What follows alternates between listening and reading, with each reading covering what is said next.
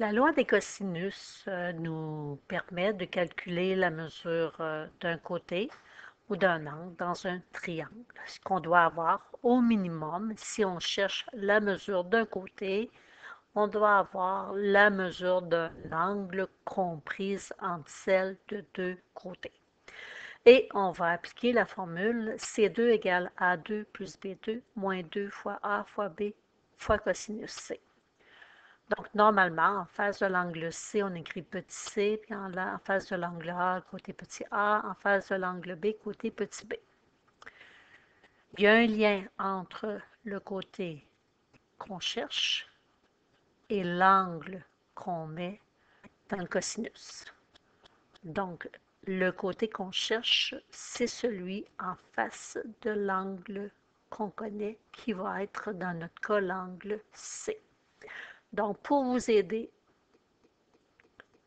donc peu importe les lettres qu'on va mettre pour les sommets, si vous connaissez votre angle que je viens de dessiner, si vous connaissez cette valeur-là, et en plus, on vous donne dans votre triangle les mesures qui touchent à votre angle,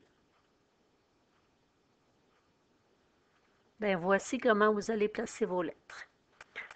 En face de l'angle qui est connu commence par C, c'est mon côté petit c. Les deux autres côtés seront A et B. Si l'angle que vous connaissez est ici au sommet et que vous connaissez les mesures des deux côtés qui touchent à votre angle, pour placer vos lettres, en face de l'angle connu, c'est le C. Les deux autres côtés, A et B. Même principe, si je cherche mon angle qui est ici, donc si je connais plutôt cet angle ici, et que je connais les mesures des deux côtés qui touchent à mon angle, bien, celui qui est en face de l'angle que je connais, ça sera petit c, et les deux autres côtés seront A et B, comme vous voulez. Fait que respectez l'angle connu, en face, c'est le côté petit c. Donc ici, j'ai un triangle, j'ai un angle de 110 degrés qui est connu, et on voit très bien dans le dessin qu'on a les mesures des deux côtés qui touchent à notre angle, ou encore qui forment notre angle. Donc, on va aller placer nos lettres en face de l'angle qui est connu. C'est le côté petit c, puis les deux autres côtés sont A et B. Donc, on est prêt à utiliser notre formule C2 égale A2 plus B2 moins 2 fois A fois B fois le cosinus de l'angle C.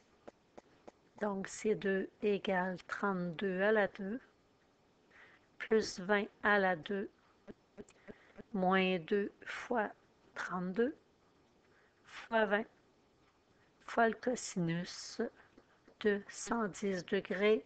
On prend la calculatrice, on calcule ça en une seule étape, ce qui donne 1861,79.